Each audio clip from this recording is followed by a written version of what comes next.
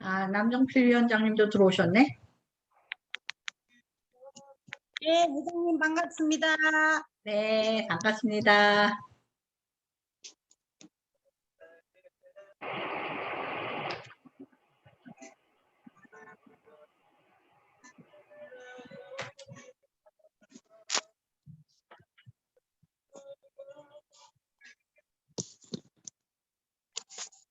주말 아침이 되다 보니까, 아, 조금 다들 서둘러 들어오시기가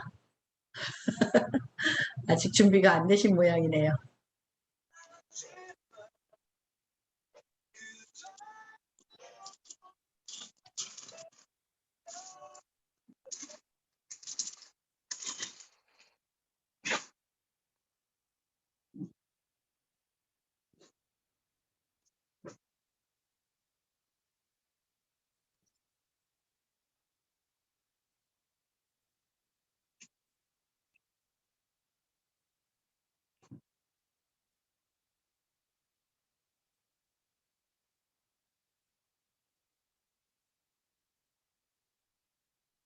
저희 10시 반부터 시작을 하려고 준비 중에 있고요. 10시 반 되면은 다 못 들어오셔도 중간에 들어오실 수 있을 것 같고, 가능하면은 다 들어오셨으면 좋겠고요. 시간 되면은 저희가 이제 또 이후에 행사가 있기 때문에 그냥 시간 맞춰서 진행을 하도록 하겠습니다. 잠깐 기다려 주세요.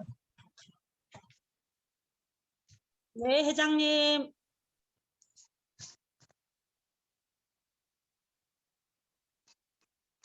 우리 박주건 이사님께서는 지금 10시부터 들어오셨어요. 지금 아마 어, 기다리고 계실 것 같습니다. 네, 박주근 이사님 예전에 제가 그 국회에서 강연하는 거 한번 들었었거든요. 어, 저희한테 그 여성 리더들이 꼭 알아야 될 그런 내용을 아주 잘 전달해 주셔서 그래도 인상 깊게 강의를 들었었습니다. 오늘 다시 모시게 됐는데요. 조금 기다려 주세요.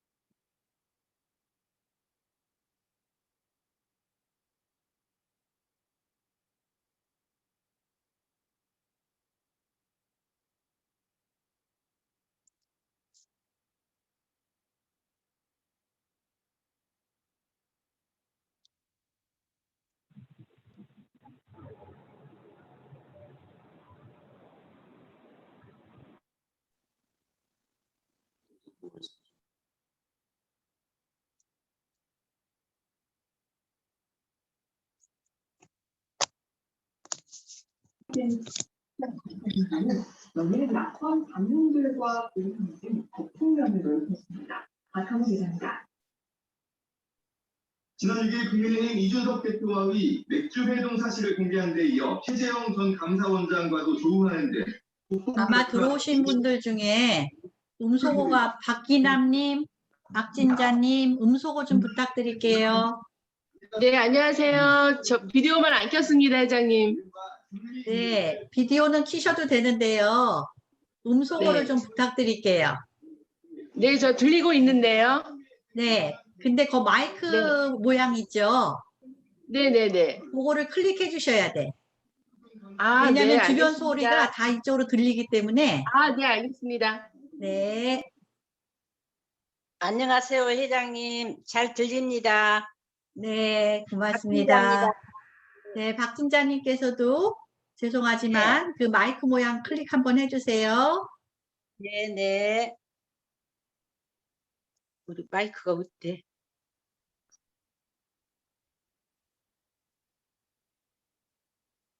마이크. 그냥 제가 처리할게요. 네. 네, 감사합니다. 어디?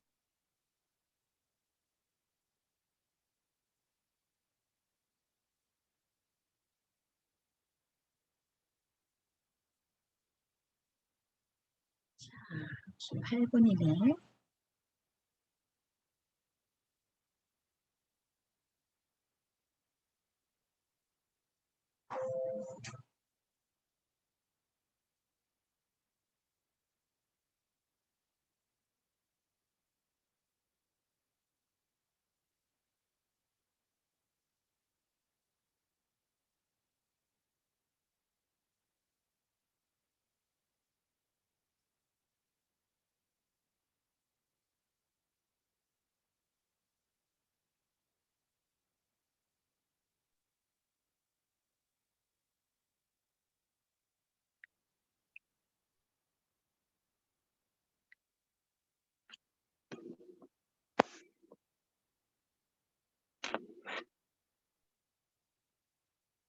아, 황은미 회장님 들어오셨네요.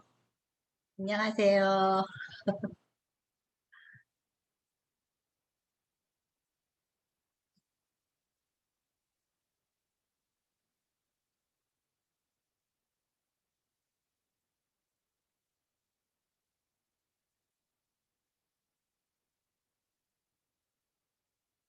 자, 이제 30분이 돼서 저희 시간 맞춰서 진행을 하도록 하겠습니다. 아, 지금 박주곤 대표이사님께서 기다리고 계시는데요. 저희가 이제 그 두 분의 연자를 모시고 오늘 진행해야 되기 때문에 시간 맞춰서 진행을 해야 돼서 시작을 해야 될 것 같습니다. 박주곤 이사님 안녕하세요. 네, 반갑습니다. 박주근입니다. 네, 우리 박주근 이사님께서는 그 화면에 띄워드린 것처럼 그 리더스 인덱스의 대표이사로 계시고요. 그리고 그 여성가족부 적극행정위원회 위원으로 활동 중에 계십니다. 그리고 KBS, MBC, SBS, YTN 우리나라의 주요 방송 매체죠.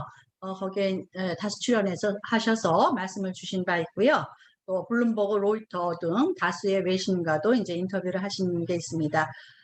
저서로서는 평판이 미래다라는 그러한 책을 저술을 하셨습니다. 오늘 어렵게 귀한 우리 그 연자님을 모셨는데요. 우리한테 오늘 주실 말씀은 ESG, 지금 가장 핫 이슈죠. 인바이러먼트하고 소셜 거버넌스에 대한 그 평가 관점에서의 성별 다양성이 미치는 기업의 가치에 대한 말씀을 저희한테 주시겠습니다. 자, 그러면 지금부터 제가 나가야 될 것 같고요. 우리 그 이사님의 말씀을 듣도록 하겠습니다. 자, 이사님 화면 공유해 주시고요. 네, 네.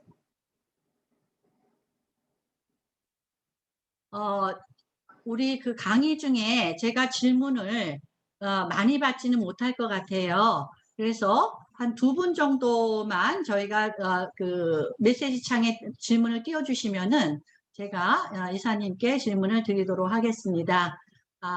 그 강연은 한 20분에서 25분 정도 부탁을 드리겠습니다. 네.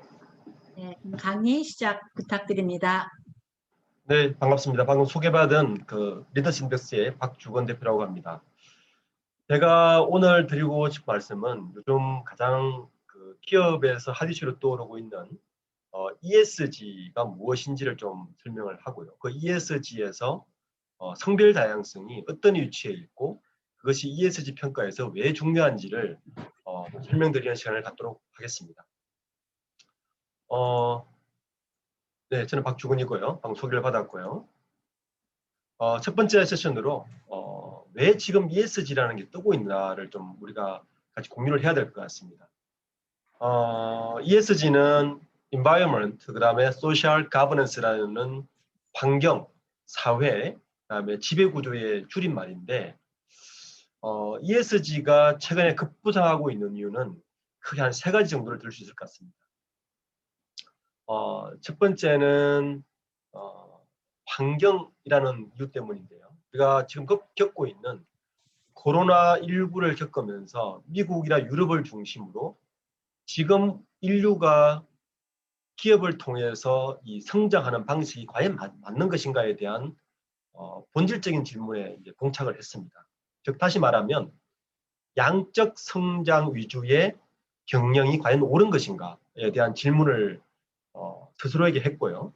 그래서 그 이전부터 그런 일이 있었지만 질적 위주, 과연 지구와 기업이 공존하면서 성장할 수 있는 방법은 과연 없는가라는 이 본질적 질문에 부딪혀서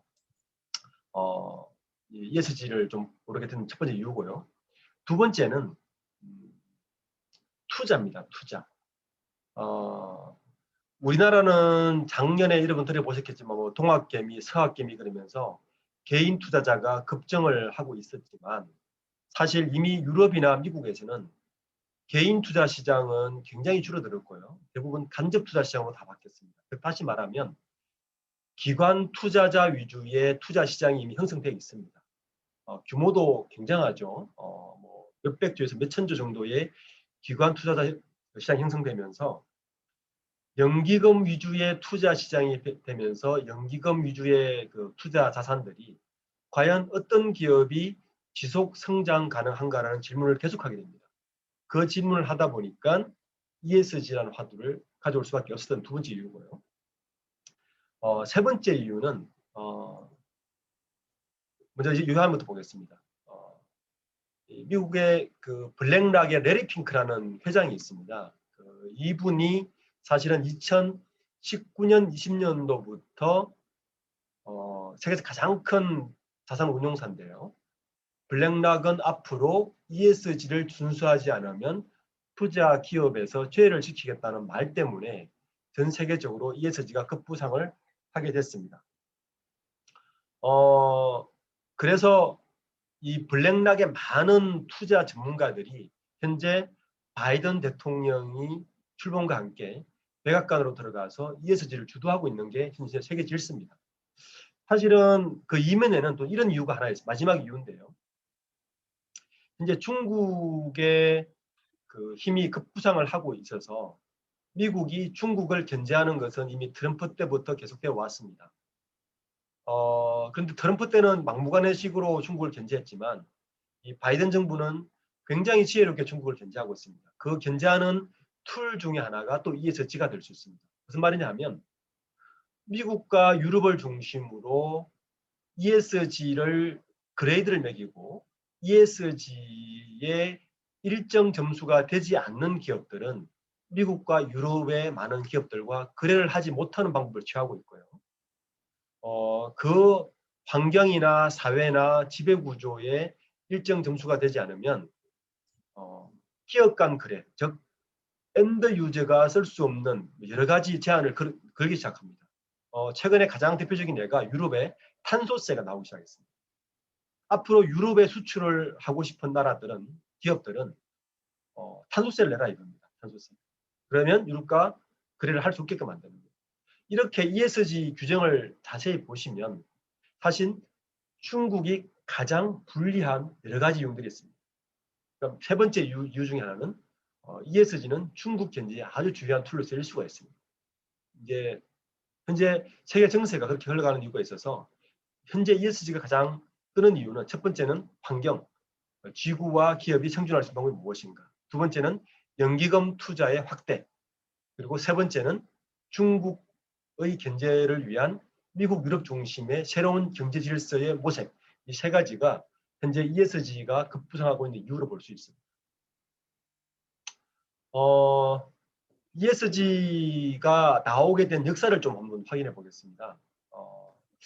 1980년대만 해도요. 80년대만 해도 그 기업들이 주주 중심으로 주로 경영을 해왔습니다. 그래서 기업의 이윤 일부를 사회에 환원하는 정도의 활동으로만 기업이 사회와 관련을 지었습니다. 지금 우리나라도 많은 기업 그렇죠. 기업이 무슨 일 있으면 수해를 당하거나 재해를 당하면 기업이 기부금을 주는 형태. 그게 1980년대의 주요 기업들이 사회정책 중에 하나였습니다. 그런데 2000년이 접어들면서 이게 좀 바뀝니다. 그때 나온 게 바로 ESG, CSR, 컴플라이언스, 비즈니스 에틱스 이런 말들이 나오는데 기업이 이윤만 추구할 것이 아니라 경제적 책임뿐만 아니라 사회적 책임, 환경적 책임도 져야 된다고 이야기하면서 기업이 비즈니스 밸류와 소셜 밸류를 같이 취하는 활동을 해야 된다라고 해서 이때부터 CSR, CSV 같은 용어들이 등장하기 시작합니다. 그리고 2010년이 되면서 여기에 조금 더 발전을 해서 CSV라는 공유가치라는 용어가 등장하기 시작합니다. 이건 마이클 포터가 주장한 건데요. 예를 들면 여러분 최근에 SK그룹에서 사회적 가치, 사회적 기업 이런 말 들어보지 않았습니까? 바로 이런 개념이 바로 CSV에 에서 나온 개념입니다. 즉 기업의 활동이 기업 활동 따로 하고 기부 활동 따로 하고 사회적 역할 따로 하는 것이 아니라 기업의 경영 자체가 사회적 가치와 환경적 가치를 같이 추구하는 경영을 해야 된다는 개념입니다. 한 예를 들어드리면 제가 이제 낸 아이디어 중에 하나인데 야쿠르트 아줌마 있지 않습니까? 한국 야쿠르트. 많은 마케팅 전문가들이 이런 얘기를 합니다. 우리나라의 전국을 전국의 영업망을 장악하려면 한국 야쿠르트 보면 정확하다. 야쿠르트 아줌마가 전국에 한 12,000명 정도 됩니다. 12,000명의 아줌마들이 전국을 주요 거점을 누리면서 골목골목을 다 알죠. 어떤 분이 취약한지 어떤 집이 무슨 장사를 하는지 다 알지 않습니까? 한국 야쿠르트는 현재 그걸 가지고 야쿠르트라는 제품을 판매하고 있지만 만약에 한국 야쿠르트가 사회복지의 개념을 조금 받아들인다면 그 아줌마들이 골목골목에 있는 누가 취약계층인가의 정보를 모아서 정부와 협업을 한다면 이거는 기업 활동도 하면서 사회적 가치를 추구할 수 있는 방법인 거죠. 바로 이런 게 CSV의 개념입니다. 그래서 이런 개념이 이제 접근한 방법이 그전에는 주주 중심의 기업 활동의 방법이 있었고 CSR은 이해관계자의 접근법이 있었다면 요즘은 주주 중심과 이해관계자의 중심을 통합하는 방식의 경영 활동이 하는데 이게 우리가 말하는 저희 CSV의 개념입니다. 근데 ESG는 뭐냐? ESG는 여기서 한 단계 더 발전을 합니다. 이게 이제 1950년부터 쭉 발전된 기업의 가치 전략인데요. 그전에는 우리도 지금도 하고 있지만 불이익 돕기라든지 자선 나눔 형사가 기업의 역할의 대부분이었습니다. 그러다가 기업이 장학이나 복지단을 설립하기 시작하죠. 그리고 법규 준수를 어떻게 할 것인가에 대한 일도 시작합니다. 삼성그룹이 이재용 부회장의 구속 이후 최근에 준법감시위원회를 만든 게 이런 개념으로 보시면 됩니다. 그리고 삼성생명이나 기타 기업들이 자원봉사 사회공헌으로 활동한 것의 개념이 이런 그 다음 개념 넘어가고요. 그 다음 개념이 경영활동과 사회공헌을 같이 한번 해보자는 개념이 가장 최근의 개념이고 여기서 더 발전한 게 방금 이야기했듯이 경영활동이 즉 사회적 문제를 해결하는 활동이라는 것으로 통합되는 과정이 바로 사회적 가치까지 현재 올라온 상태입니다. 근데 이것은 이러한 변화, 즉 불의료 독해부터 장학재단, 자원봉사, 사회공헌, 사회가치의 모든 개념은 어떤 관점에서 봤느냐? 이 관점은 사회적 관점에서 본 기업들의 활동이었습니다. 그러면 ESG는 뭐냐? ESG는 관점의 변화입니다. 그 다음 넘어갈게요. ESG는 투자자 관점에서 보기 시작한 겁니다. 지금까지의 기업들의 사회활동은 사회 관점에서 이해관계자들의 사회적 가치를 창출하는 기업의 관점을 봤다면 이제 ESG는 투자자 관점에서 리스크 없고 오래 지속할 수 있는 기업이 뭐지? 라는 관점으로 본 게 ESG의 가장 큰 관점의 변화입니다. 쉽게 이야기하면 현재까지의 사회 관점에 본 기업은 어떤 기업이 착한 기업이지의 개념이었다면 ESG의 개념은 과연 오래 잘하고 건강한 기업이 어디지? 라는 개념으로 봤습니다. 그래서 어떤 기업이 과연 건강한 기업이냐를 보는 게 ESG의 관점입니다. 그래서 ESG 투자는 두 개를 아우릅니다. 사회적 책임 투자, 소셜에 들어가 있는 거죠. 그리고 임팩트 투자는 갑자기 단기 사익을 가장 많이 누릴 수 있는 기업을 보는 거죠. 이 두 개를 하이브리드로 묶고 싶은 투자자 관점에서 좋은 기업, 건강한 기업을 가리는 것이 바로 ESG의 투자 개념입니다.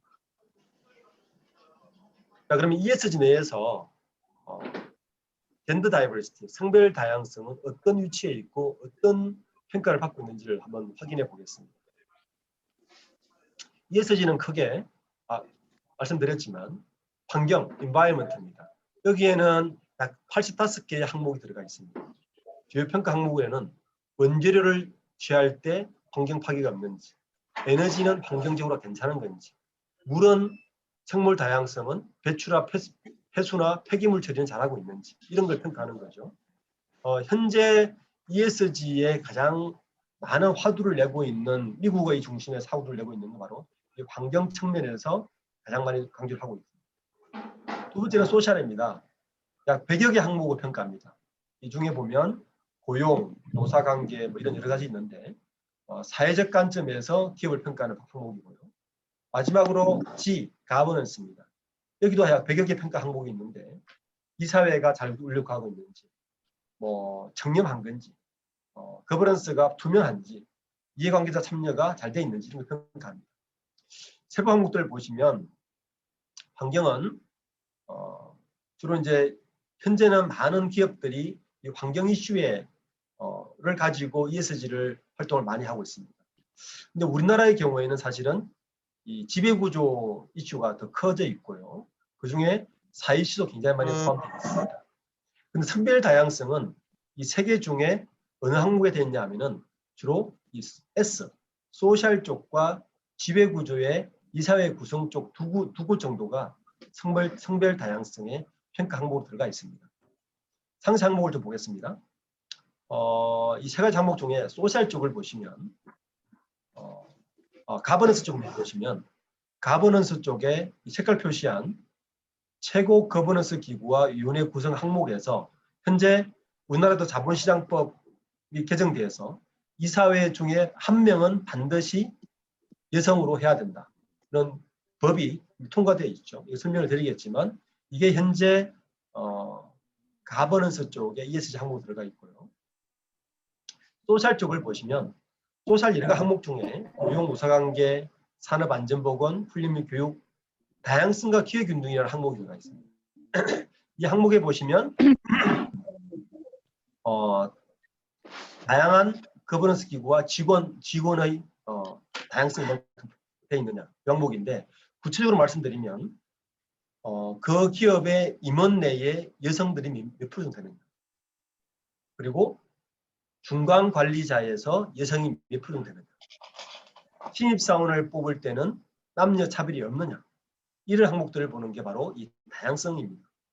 두 번째는 남녀 기본급 및 보수 비율입니다.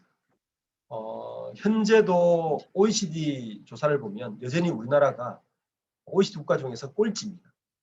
여성의 임금이 남성의 64%밖에 되지 않습니다. OECD 중에 꼴찌고요. 이 부분도 보겠다는 겁니다. 그래서 사실은 ESG 항목 중에서 S를 평가하면 우리나라 기업들이 좋은 평가를 받을 만한 기업이 사실 많이 없습니다. 그래서 오늘은 그 가버넌스에서 이사회 구성 부분을 좀 중점적으로 왜 그 부분이 성별 다양성이 중요한지를 오늘 설명을 드리고자 합니다.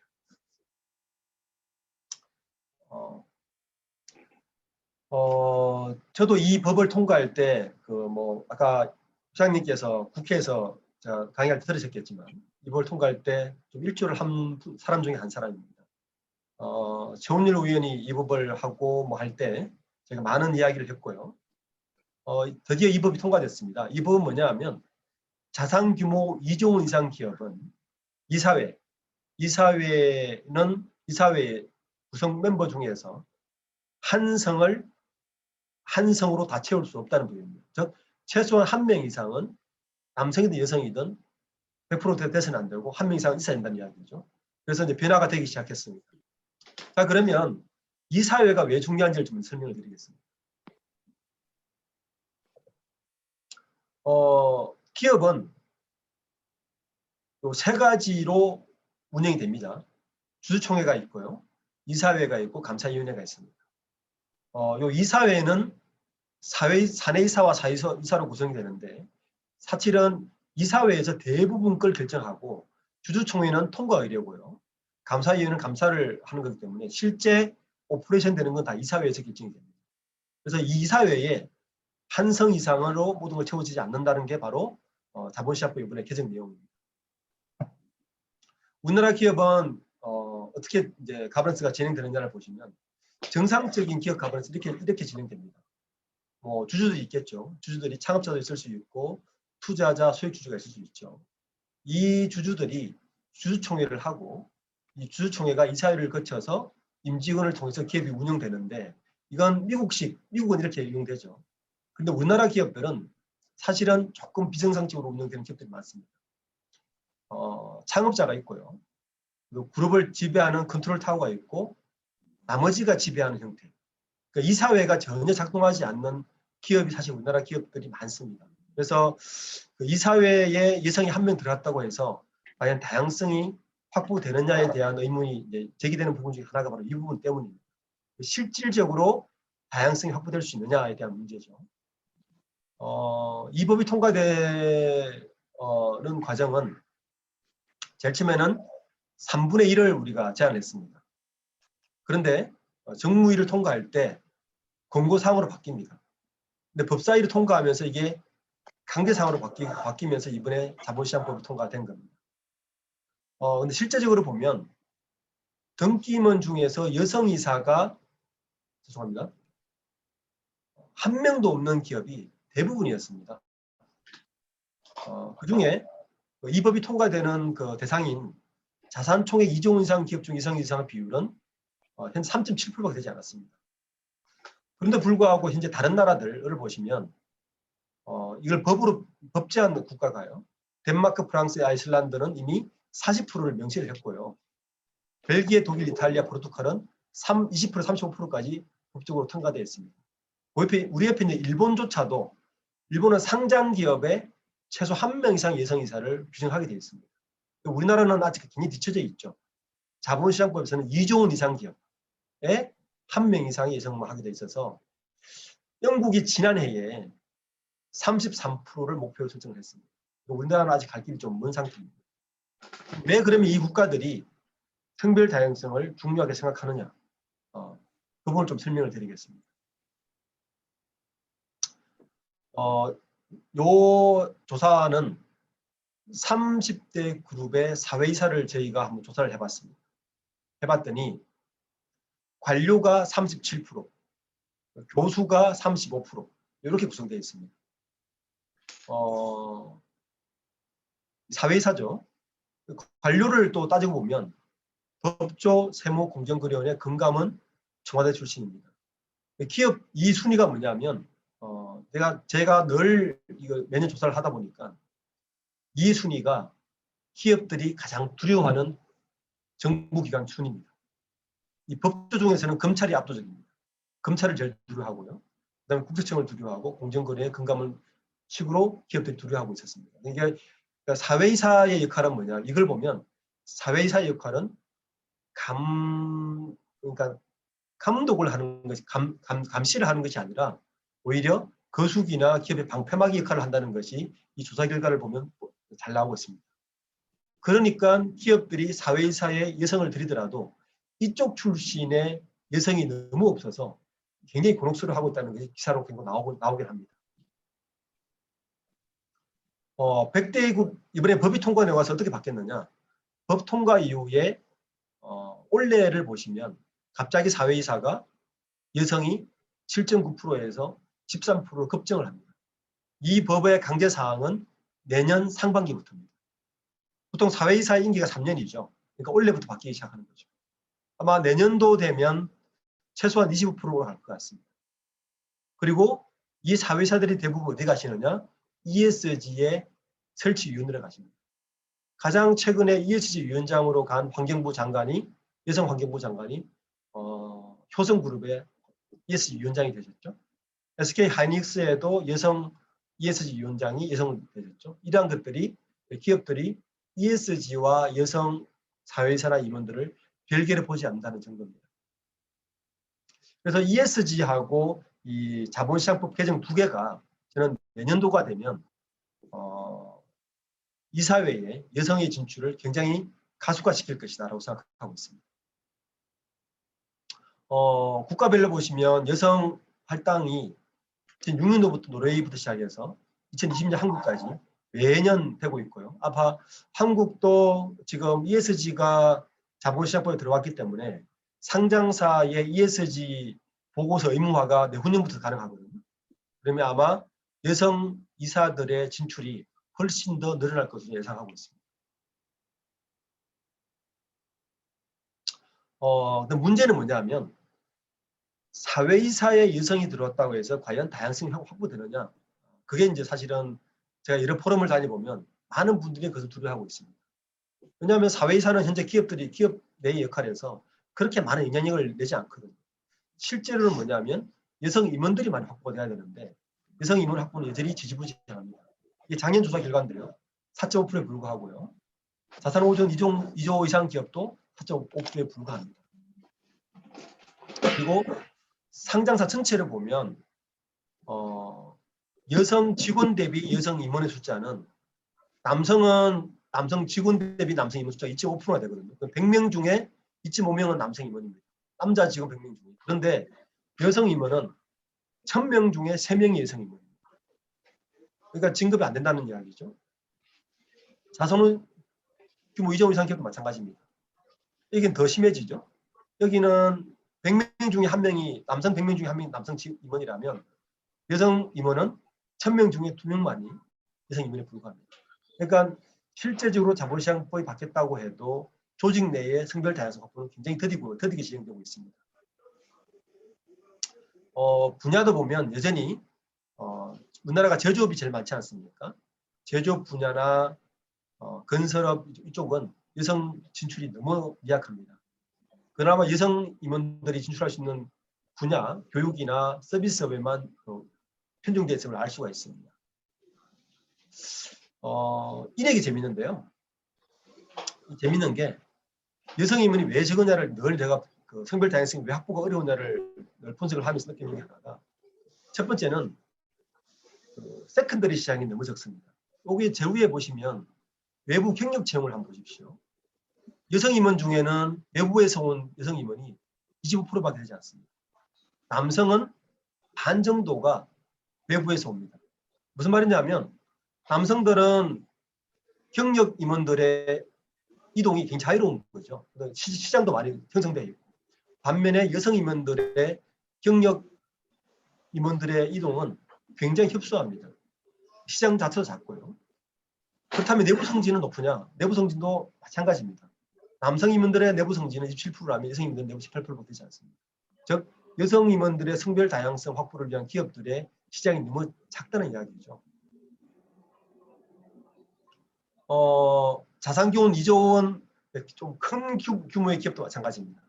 자산규모 2조 이상 기업들도 35%대 26%니까 굉장히 적죠.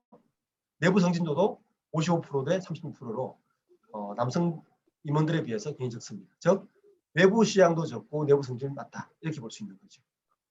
그러니까 뭔가 체질 변화가 일어나지 않으면 근본적인 변화가 굉장히 어렵다 이렇게 이야기할 수 있는 거죠. 그리고 이 여성 임원들이 어디에서 일을 하느냐를 좀 봤습니다. 상장사 전체를 보면 뭐 경영 지원이 제일 많고 재무, 인사 쪽이 그나마 재무 쪽이 있긴 하지만 규모가 큰 기업, 자산 규모 2조 원 이상 기업을 보면 재무 쪽에는 한 명도 없습니다. 그리고 대부분 영업 마케팅이나 인사 쪽에 포진되어 있습니다. 이게 무슨 말을 이야기하냐면은 이게 전무이상급 임원들이거든요. 전무이상들이 그 다음으로 레벨로 승진하려면 부사장, 사장으로 가야 되는데 이쪽에 임원, 재무 쪽이나 이쪽으로 임원들이 없다는 이야기는 로얄 캐리어, 즉 사장으로 갈 수 있는 확률이 굉장히 낮다는 이야기입니다. 그러니까 시스템적으로 여성 임원들이 진입도 어렵고 외부 시장도 작고 진입하더라도 사장으로 승진될 확률도 적다는 이야기입니다. 세 가지를 다 의미하는 거죠. 그래서 굉장히 좀 체계적이고 시스템적으로 접근할 필요가 있다라는 생각이 듭니다. 사회이사 이력도 아까 말씀드렸지만 대부분이 관료, 학계로 있어서 현재 자본시장법 이후의 통과 이후에 가장 많이 여성인 사회이사들이 진출하는 곳이 교수들입니다. 관료가 없어요. 고위 관료 출신 여성이 없기 때문입니다. 기업들은 고위 관료를 원하는데 고위 관료의 여성이 너무 없어서 대부분 학계의 여성 사회이사로 법에 준수를 하고 있습니다. 그래서 이런 부분도 다양성 확보에 굉장히 지금 취약하다고 볼 수 있습니다.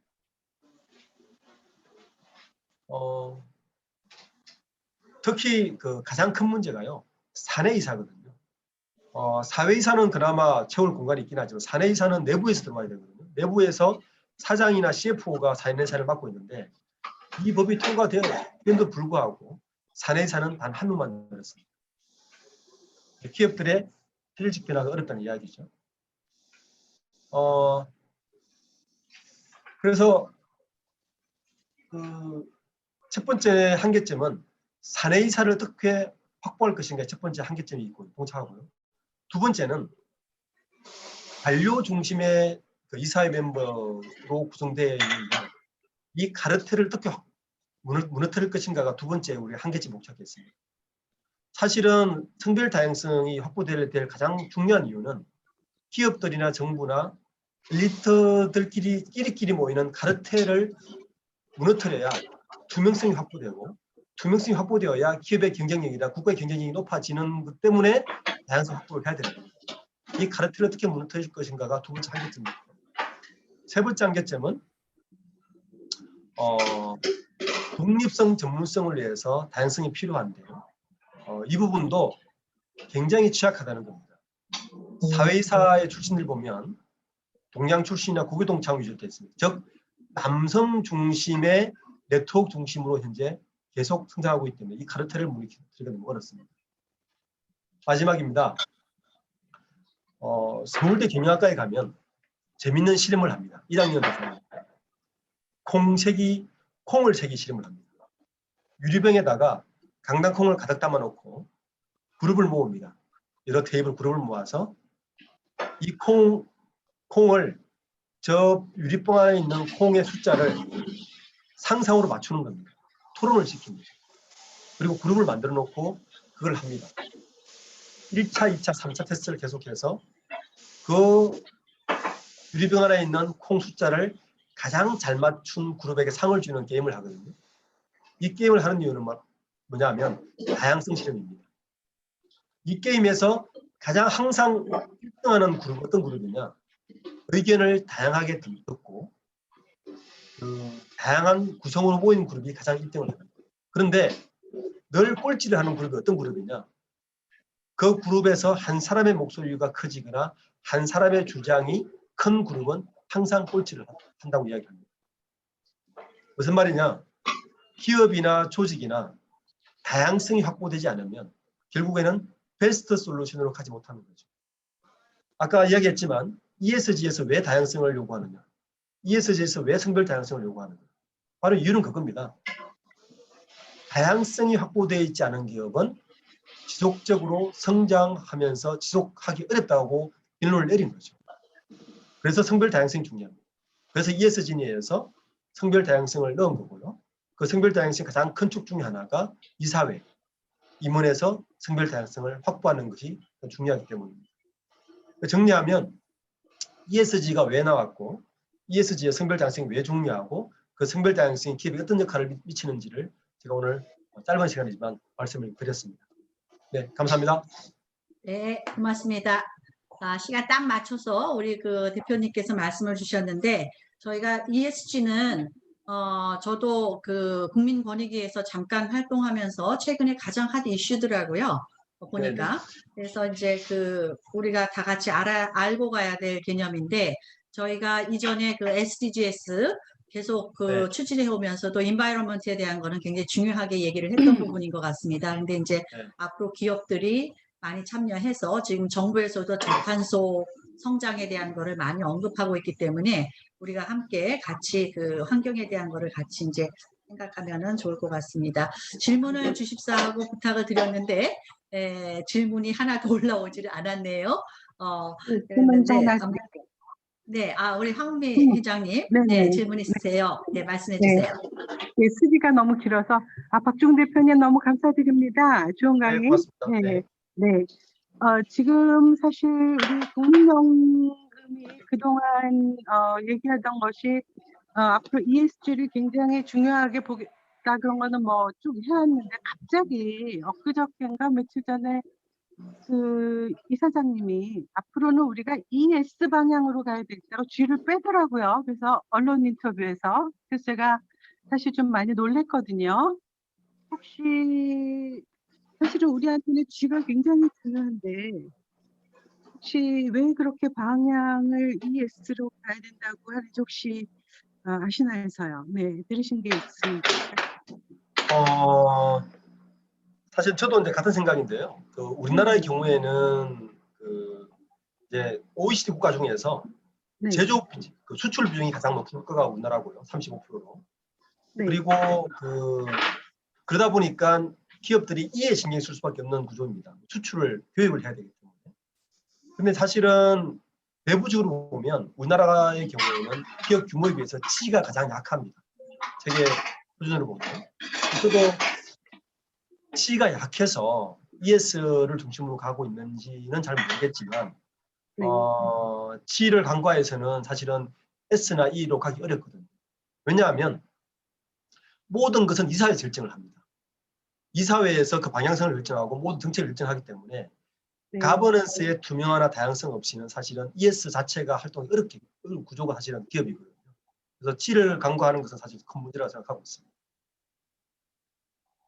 네, 지금 우리가 LH 사태도 있었고 했기 때문에 아마 그 거버넌스에 대한 게 기업의 윤리라든가 이런 게 굉장히 강화가 돼야 될 시점에 선진국으로 저희 진입했잖아요. 그런 만큼 기업 윤리도 굉장히 중요할 것 같습니다. 그래서 지금 말씀 주신 것처럼 그러한 것도 이제 같이 가야 될 텐데 아마도 그러는 과정 중에 지금 그 대표님께서 말씀하신 여성의 사회이사 참여라든가 이런 부분도 굉장히 그런 거버넌스에도 영향을 미칠 수 있는 팩터라고 생각을 하는데 그게 우리가 이제 또 준비가 많이 돼서 풀이 돼야 되니까 그런 부분이 저희가 이제 앞으로 차세대 여성들에게 조금 더 인풋을 줘야 될 부분이 아닌가 하는 생각이 좀 들었습니다. 아마도 지속적으로 우리가 그 강조하는 게 스템 분야의 그 여성 인력 풀을 계속 증강시켜야 된다라고 얘기를 하고 있고 하는데 앞으로도 저희도 차세대 여성들에게 그러한 것이 잘 정부에서 또 정책적으로 미는 만큼 우리도 같이 또 그런 역량을 길러서 그 나라의 발전에 기여할 수 있는 그런 기회가 되면 좋겠습니다. 오늘 이렇게 그 주말에 저희 강의를 선뜻 수락해 주시고 좋은 강연을 해주신 우리 박주건 대표님께 그 소리는 안 들리지만 박수 한번 저희 보내드릴게요. 네, 감사합니다. 고맙습니다. 잘 보내세요. 네, 고맙습니다. 네, 이제 박주건 대표님은 나가셔도 될 것 같아요. 네, 고맙습니다. 자, 그래서 첫 번째 강연을 저희가 들었고요. 자, 그래서 아마도 그 ESG 개념은 요즘 가장 핫한 그 개념이기 때문에 우리가 이제 여성 리더들이 꼭 알아야 될 개념 중에 하나가 아닐까 생각됩니다. 다음 강연은 이제 그렇게 또 이제 차세대 여성 리더를 육성함에 있어서 차세대를 이해할 수 있는 게 굉장히 중요한 부분일 것 같아요. 그래서 우리 김현식 평론가님을 모시고 그 강연을 들어볼까 합니다. 차세대를 우리가 어떻게 이해하고 이끌어가야 될 것이냐 하는 이러한 그 말씀이 되실 것 같은데요. 우리 그 김현식 평론가님은 문화정보 콘텐츠학 박사님이시고요. 그 다음에 동아방송 예술대학교 초빙교수로 재직하고 계십니다. 또 카이스트 미래세대 행복위원회 위원으로 활동하고 계시고요. 서울시 장애권익 사업자문위원으로도 활동하고 계십니다. 또 중요한 거죠. 미래학회 이사를 겸임하고 계시고요. KBS 빅데이터로 읽는 세상 등 다수의 그 프로그램에 참여하고 계시고 특별히 저희 그 인천클럽에서 회원으로 활동하시고 또 지금 현재 교통방송의 차장님으로 계시는 이지영 우리 또 위원장님이시죠. 기획위원장님이신 그 이지영 그 위원장님께서 이렇게 또 귀한 말씀을 주실 우리 김원식 평론가님을 연결해 주셨습니다. 선뜻 또 이렇게 수락을 해주셔서요. 너무 감사하고요. 자, 이제 들어오실 것 같습니다. 자, 김원식 평론가님 들어오셨나요?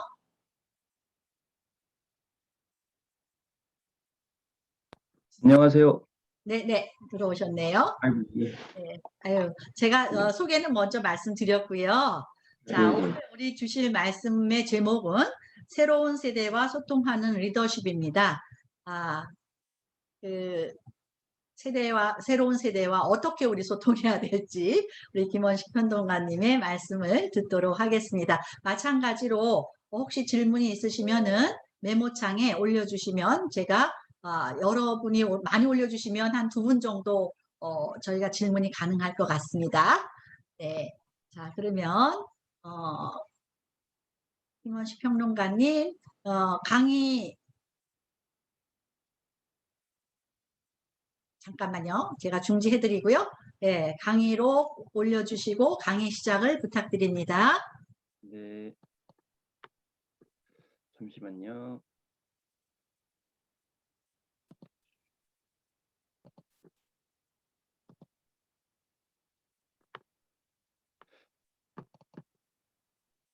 화면 공유가 됐는지요? 네, 됐습니다. 네. 맨 하단 부분에 화면을 크게 하는 기능이 있거든요. 전체 화면으로 확대해 주시면 될 것 같습니다. 아이고. 이거 맞는지요? 네, 됐습니다, 이제. 네네. 네. 그래서 이제 오늘 이 시간에 좀 제가 말씀드릴 부분은 이제 새로운 세대에 대해서 좀 말씀을 드리려고 합니다. 그래서 뭐 리더십에 대해서 뭐 이런 지침을 구체적으로 제가 말씀드리기보다는 지금 현재 뭐 많이 매체상에서 들어보셨을 거예요. 뭐 MZ 세대다, 뭐 밀레니얼 Z 세대 이렇게 많이 이야기하지 않습니까? 그래서 요즘 세대의 특징이 뭔지 그리고 어떤 어려움들을 이제 겪고 계신지에 대해서 좀 현상적으로 좀 살펴드리겠고요. 근데 다만 이제 3가지 점을 말씀드리려고 합니다. 이제 첫 번째는 일반적인 세대 차이. 세대 차이는 언제나 있을 수밖에 없죠. 예. 그런 점이고, 그다음에 2번째는 이제 요즘 세대들이 어떤 특징이 있는지 요 점 말씀을 이제 드리고자 하는데, 제가 사실은 이제 여기 참여하신 분들의 이 세대의 어떤 연령대라고 할까요? 이걸 제가 미처 잘 몰라가지고 요즘에 이제 유행하고 있는 세대를 중심으로 했다는 점을 양해 말씀을 일단 드리도록 하겠습니다. 그리고 그 세대들을 말씀드린 다음에 마지막에 지금 어떻게 해야 되는지에 대해서 좀 살펴드리도록 하겠습니다. 그래서 일반적인 세대 차이입니다. 그래서 직장인 79.4%가 상사 부하 직원과 세대 차이를 많이 느낀다. 그래서 세대 차이 경험이 있다가 79%라는 건데요. 일반적인 얘기입니다. 물론 이제 없다는 분들도 20%가 있어요. 그래서 우리가 세대 차이가 다 있는 것으로 이제 대개 매체에서는 이야기하는데 없는 경우도 있습니다. 그래서 없는 경우는 사실 이제 리더십을 잘 발휘하고 있는 그런 사례가 되겠죠. 그래서 우리는 이 없는 그런 경험들을 이제 더 확산을 시켜야 되는데 주로 어떤 상황에서 경험했느냐라고 했더니 나 젊었을 때는 말이야 뭐 이런 이야기가 나오는 순간 세대 차이가 느껴진다는 것이고요. 또 출퇴근 시간, 인사 방식에 대한 태도라든지 줄임말, 신조어 뭐 이런 건 당연히 느끼실 것 같고 또 뭐 회식 음주 뭐 이런 것도 이제 많이 언급이 됩니다. 그래서 좀 계속 살펴보겠습니다.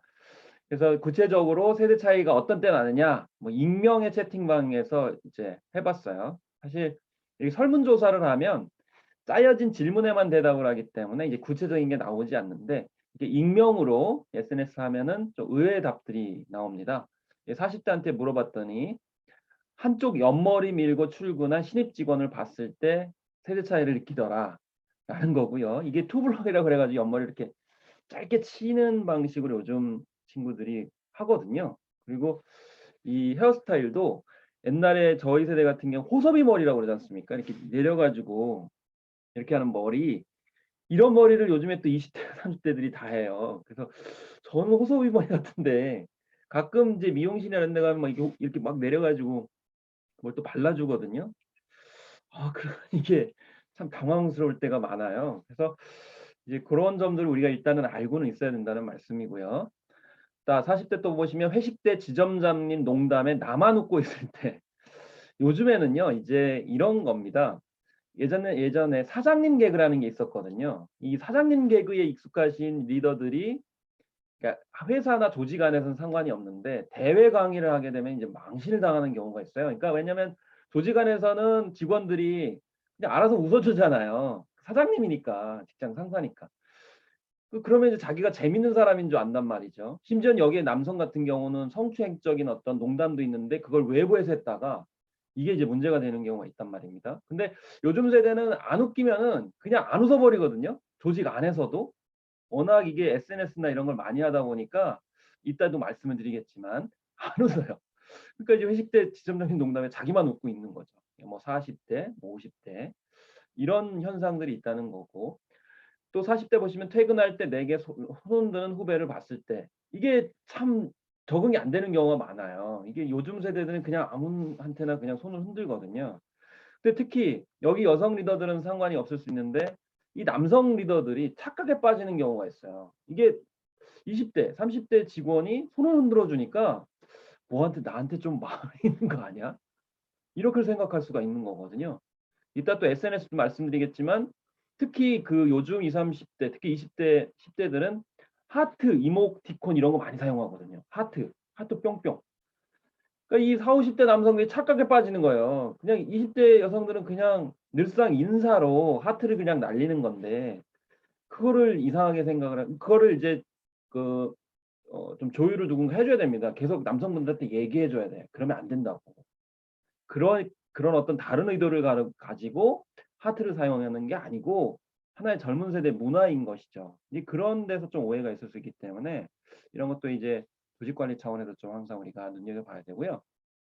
자, 직원이 본인 아빠 이야기하는데 그 이야기가 나와 같을 때 뭐 이런 건 좀 여담에 가깝고 30대로 보시면은 회식 때 먹고 싶은 거 고르라 해서 말하니까 삼겹살 먹자고 할 때 또 밥 먹으러 가서 이런 데가 유명하다라고 하면은 또 TV에 나와서 재밌다라고 하면은 정말 하나도 못 알아들으실 때 이제 세대 차이를 느낀다 이렇게 얘기하는데 뭐 미디어의 영향을 많이 받기 때문에 볼 수가 있겠죠. 20대로 내려가면은 야외에 가는 거 우리한테 정하라면서 당일치기로 정하면 싫어할 때 이렇게 돼 있고 또 20대들이 아빠라고 불러라 이렇게 하면은 정말 싫어한다는 거 이런 건 이제 있습니다. 그래서 주로 세대 차이를 겪는 직급을 보니까 이게 약간 극단인데 부장급하고 사원급들 사이가 지금 차이가 많은 거죠. 그래서 원래는 제 이제 세대론에서는 30년의 터울이 있게 되면 20년, 25년 이상 넘어서 30년 있게 한 세대가 돌아가는 거잖아요. 그러면 이제 완전 외계인이 되는 거죠. 이게 전혀 문화를 잘못 그러니까 문화 연구할 때도 사회 현상이 이 복고 주의기가 30년으로 돌아가거든요.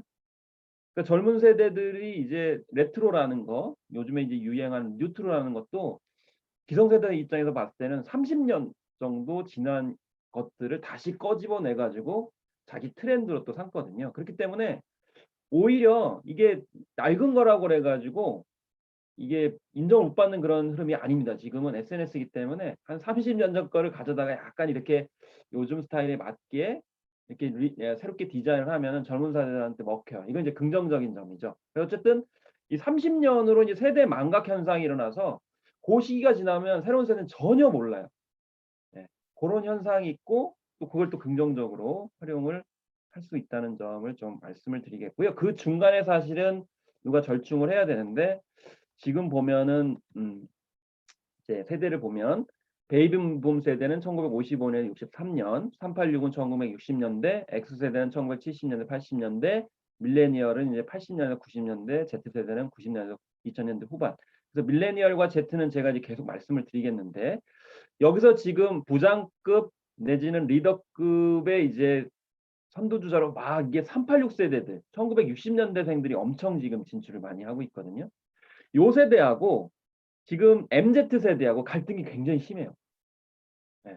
이게 좀 세대 차이가 30년에 가까운 차이 나거든요. 그러니까 예를 들면 60년대생하고 90년대생을 이따 중점적으로 말씀드릴 텐데 이 세대가 지금 갈등이 굉장히 심각합니다.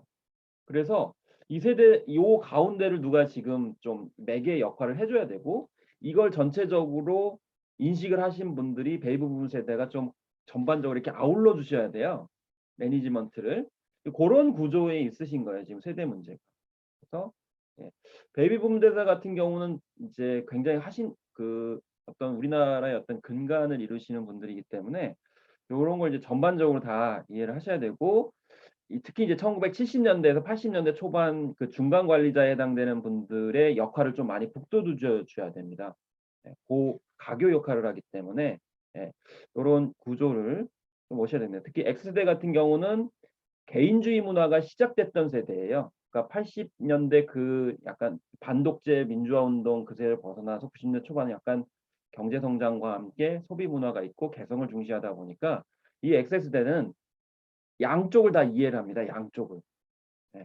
근데 약간 저평가돼 있어요. 끼어가지고 이게 자기 어디에 소속될지 모르는 측면들이 있거든요. 그래서 지금 굉장히 힘들어하는 세대 중에 또 하나입니다. 양쪽에서 끼어가지고. 그래서 이런 흐름들을 전반적으로 보시고 이 가교 역할을 해줄 수 있도록 좀 북돋아 주시는 노력이 좀 필요하다라는 점을 좀 말씀을 드리겠고, 그래서 지금 조직에서 가장 힘들어하는 게 이제 90년대생들이고요. 그래서 오죽하면은 90년대생을 분석한 책이 엄청 베스트셀러가 되는 그런 상황이 된 거죠.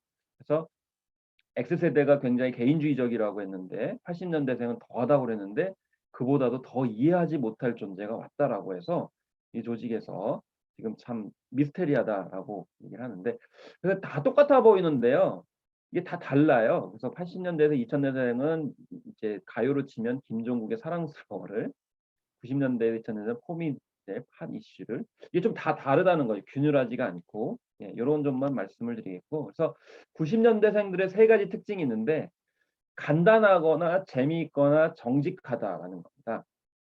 이게 다 달라 보이지만 왜 그런지를 제 나름대로 해석을 해보면 이게 SNS 때문에 그래요. SNS는 간단해야 됩니다. 그죠? 뭐 많은 이야기를 쓰는 게 아니지 않습니까? 뭐 카톡이든 트위터든. 그리고 당장의 반응을 이끌어내야 되기 때문에 재밌어야 돼요. 그죠? 당장의 반응을. 뭐 이렇게 길게 얘기할 수가 없는 상황이지 않습니까? 그리고 정직. 이게 뭐냐면은 SNS라는 건 정보가 다 공개가 되죠. 우리가 자료를 다 찾아보면 우리가 아무리 뭐 처음 보는 사람인데 이렇게 뭐 꾸미고 뭐 이렇게 스펙을 이렇게 해도 그냥 검색을 좀만 해보면 이게 다 드러나거든요. 그러니까 정직한 걸 굉장히 중요하게 생각을 해요. 근데 기성세대 입장에서는 약간 가리는 것도 중요하고 이런 게 이제 필요하다고 생각을 하는데요. 그래서 심지어는 가짜인 거를 그냥 그대로 얘기하면 좋아해요. 그거 가짜야. 근데 이제 가짜를 진짜로 얘기하면 여기서 신뢰지 못하는 거죠. 그래서 광고다. 그러면 광고를 처음부터 얘기를 해야 돼요. 뒷광고 논란이 있었는데 그 광고인데 안 하고 그 전에 이제 방송이나 이런 거 보면 막 그 6시 내 고향이나 뭐 생생정보통이나 이런 거 보면 사실은 광고 받는 경우가 많거든요. 뒤로. 왜 거짓말해? 그러면 이제 완전 불매운동의 대상이 되고 이런 이제 코드들이 있다는 건데 결국 이 SNS의 어떤 문화 특징 때문에 볼 수가 있는 거죠. 그래서 뭐 밀레니얼 세대가 소비로 증장을 했고 이런 것들을 이제 참고로 좀 보시고요. 특히나 이제 제레미 리프킨은 소유가 종말한다고 했는데 지금 젊은 세대는 오히려 소유 욕이 굉장히 큽니다. 나만의 소유. 그래서 정부가 뭐 임대주택 많이 만들고 청년주택을 뭐 많이 만들겠다고 그러는데 근데 젊은 세대는 지금 영끌하고 있거든요. 왜? 자기 거를 오히려 더 굉장히 각별하게 생각을 하는 호미족이라고 해서 자기 소유를 굉장히 또 중요하게 생각을 하기 때문에 이게 그 제레미 리프킨이나 이런 학자들의 말하고 지금 세대하고는 또 많이 다릅니다. 그래서 특히 90년, 2000년생들은 공정하고 또 심지어는 연애와 생활도 러라벨을 한다라고 할 정도고 5번째 보시면 24시간 스마트폰을 놓지 않은 폰연일체다 이렇게 합니다.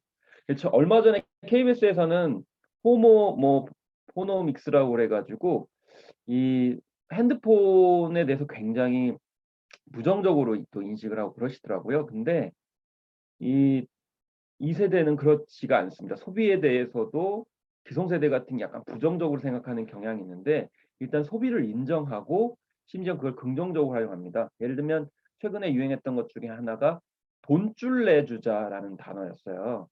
그러니까 굉장히 착한 자영업자인데 그 자영업자를 응원하기 위해서 돈줄 내주자라는 단어를 썼거든요. 돈줄이라는 게 뭐냐면은 이제 혼줄 내주다에다가 이제 돈만 넣은 건데 그러니까 좋은 그 자영업자니까 거기에 주문을 엄청나게 넣어줬어요.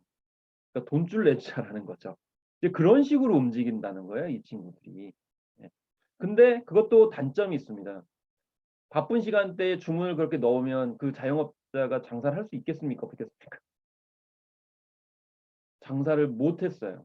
폭주해가지고. 그러니까 이게 젊은 세대의 단점이죠. 그러니까 한쪽 면만 보는 거죠.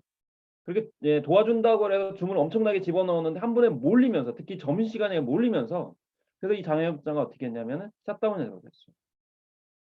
못 판다. 그러니까 이게 젊은 세대들이 이렇게 약간 한쪽 면만 이렇게 열정적으로 쇄도하는 경향이 있기 때문에 이런 것들을 전체적으로 누군가 기성세대가 좀 잡아주셔야 돼요. 이렇게 한쪽에 몰아붙였을 때의 효과만이 아니고 다른 쪽에도 이렇게 나타날 수 있는 효과들을 종합적으로 해줘야 된다. 그래서 공정세대지만 공정의 다른 면들 한쪽에서 공정을 하려고 하는데 한쪽은 또 피해를 볼 수 있는 예를 들면 뭐 아실지 모르겠지만 인천공항공사 같은 사례가 그거였거든요. 보안요원을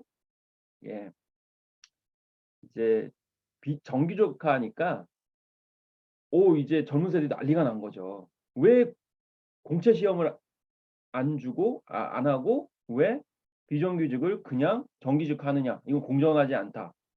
근데 이게 한 면만 있는 겁니다. 뭐냐면은 원래 공정이라는 거는 실적주의, 실적주의를 이제 되게 젊은이들 좋아하는데 실적이라는 거는 기여에 따라서 그 사람을 평가하는 거거든요. 생각해 보시면 제 견해지만 보안 요원들은 비정규직이긴 하지만 굉장히 많은 기간 동안 그 조직을 위해서 또 공항을 이용하시는 분들에서 서비스를 제공한 사람이에요.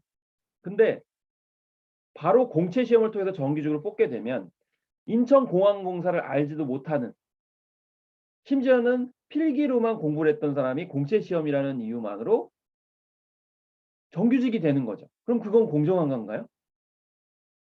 이게 공정의 한 면만 보는 경우가 굉장히 많아요. 새로운 세대들은. 왜냐하면 시험에 익숙해지고 막 이렇게 시험에 따라서 모든 것들을 다 결정하는 데 굉장히 익숙하기 때문에 요런 그 한 면만 보는 경향이 있어서 이걸 정갈적으로 해주는 역할을 좀 이제 대화나 소통을 통해서 우리 리더십을 발휘할 필요성이 있다는 겁니다. 그래서 G세대도 마찬가지고요. 그렇지만 다만 유의하셔야 할 것이 밀레니얼 세대와 Z세대가 한데 묶이는 경향이 있지만 사실은 이 둘도 굉장히 차이가 크다라는 겁니다. 그걸 항상 같이 묶으면은 Z세대가 싫어하는 경우가 있어요. 심지어는 또 밀레니얼 세대가 싫어하기 때문에 예를 들면은 이 세대들은 기성세대가 페이스북을 많이 쓰지만 밀레니얼 세대는 스냅챗을 쓰고 Z세대는 립싱크 동영상인 앱 뮤지컬리를 쓴다고 합니다. 이건 이제 반드시 그렇지는 않지만 이런 약간 미세한 차이가 있기 때문에 우리는 이게 너무 한데 묶어가지고 하기보다는 각 젊은 세대별로 어떻게 미세한 차이가 있는지를 좀 파악하시는 것이 또 한 차원 더 현명할 수 있다라는 점을 말씀드리겠고요. 중요한 거는 이분들이 조직에 들어왔을 때입니다. 예, 일단 들어왔을 때 이제 문제가 생기는데 80년대생들은 6시에 퇴근 안 하세요 물으면은 팀 전체를 위해서 이제 일을 한다라는 건데 90년대생들은 이 자체를 이해를 못 해요. 아니 왜 일과가 끝났는데 일을 하지? 네. 이 일을 이해를 못 하는 거예요. 그러면 80년대생들도 억울하겠죠. 아니 나는 그래도 나름대로 그러고서 막 사선을 하면 아니 누구 뭐 왜 일과 시간에 그러냐 이런 이제 차이가 있다는 거죠. 자, 업무 시간 아닐 때는 업무 연락을 하지 말아야 된다. 이 응답 비율도 90년대생들은 무려 80%에 가깝게 업무 시간 아닐 때는 업무 연락하지 말아야 된다. 예를 들면 카톡이나 이런 것도 싫어하는 거죠. 특히 주말에 뭐 이런 게 보내면은 아주 기함을 합니다. 그나마 77년생들은 77%고 아마 더 연령대가 올라가면 더 달라질 겁니다. 90년대생들이 가장 싫어하는 상사 행동은 실수를 인정하지 않고 책임지지 않을 때. 또 두 번째가 저녁이나 주말에도 업무 지시가 구체적이지 않을 때. 이것도 상당히 많이 힘들어합니다. 구체적이지 않을 때. 예. 뭐 사적인 일을 해달라고 할 때 이런 것도 굉장히 싫어하고요. 이게 이제 공사를 굉장히 구분하려고 하는 그런 측면들이 강하고 뭐 기타 의견으로 성과를 갈아챌 때 군기문화, 성인지감성 부족, 혐오 발언, 막말, 취소 이런 것들을 싫어한다라고 이렇게 나오고 있고요. 특히 이제 이것도 참 인식 차이가 세대 간에 다를 수 있는데 출근 시간 전까지 업무 시작 준비를 마치는 것은 당연하다. 당연하지 않습니까? 그리고 저만 해도 약간 업무 전에 좀 해줘야 되지 않나 이렇게 생각을 하는데 90년대생들은 빈도가 굉장히 낮아요. 그걸 왜 업무 시작하면서 해야 되는 거 아니야? 라고 생각할 수 있다는 거. 이게 옳고 그름의 그게 아니고 이런 성향이 있다는 것이고요. 그 다음에 35%지만 이렇게 생각 안 하는 또 90년대생들도 있어요. 그렇기 때문에 그걸 잘 구분을 해주셔야 돼요. 예. 무조건 다 그런 것도 아니기 때문에 언론에서 얘기하는 것처럼 뭐 요즘 90년대 다 그렇다 그런 게 아니고 비율이 좀 더 높을 뿐이고 그럴 가능성이 높다는 겁니다. 예. 그런 걸 좀 구분하셔서 우리가 이제 접근해야 될 필요성이 있다고 생각이 들어요. 그다음에 팀원들 간의 업무적인 사항 외에도 서로에 대해서 아는 것이 중요하다. 우리는 당연히 아는 것이 중요하다고 생각하는데 90년생은 자기 사생활 보호 이런 가치들을 굉장히 중요시하는 연장선상에서 이 업무적 상황에서 서로에 대해서 아는 것에 대해서 별로 노터치를 하는 경향이 있다라는 거를 우리가 이제 인식을 좀 해줘야 됩니다. 선을 넘지 말아라 뭐 이런 표현이 또 있을 수 있겠고요. 그 다음에 여기서 저도 굉장히 좀 평소에 좀 힘든데 예전에 그러니까 저는 이제 기자들이 좀 전화를 하는 경우가 많거든요. 근데 좀 이게 연령대가 내려갈수록 전혀 모르는 사람인데 그냥 질문을 카톡으로 막 던져요. 그리고 메일을 막 질문이 와요. 그리고 대답해 달래요. 거기에 대해서. 참 이게 이해할 수 없는데 사실은 이해하자면은 SNS 문화가 굉장히 발달을 하다 보니까 전혀 모르는 사람한테도 메신저나 뭐 카톡을 통해 가지고 SNS를 통해 가지고 자신들이 원하는 결과물을 얻어내려고 합니다. 예. 처음에 굉장히 당황스럽습니다. 그래서 왜 그러냐 그랬더니 그러니까 80년대생 같은 경우에는 그래도 아직은 전화가 편하다. 왜냐하면 여러분들도 그러실 겁니다. 핵심을 그냥 빨리 얘기를 하면 되니까. 그리고 SNS라는 게 오해의 소지가 있잖아요. 근데 이 90년대생들이 뭐라고 대답을 했냐면은 말 실수를 할까 봐. 또 전화는 불편하다. 그리고 기록을 남기는 게 더 좋은 게 아닌가 이런 건데 이게요 굉장히 중요한 문제가 뭐냐면 이 90년대생들이나 2000년대생들은 어렸을 때부터 이 스마트폰을 끼고 살다 보니까 말을 할 기회가 상대적으로 굉장히 적대요. 그래서 일상 커뮤니케이션이 상당히 약해요. 그런데 아는 지식은 많죠. 왜냐하면 어렸을 때부터 검색에 능하기 때문에.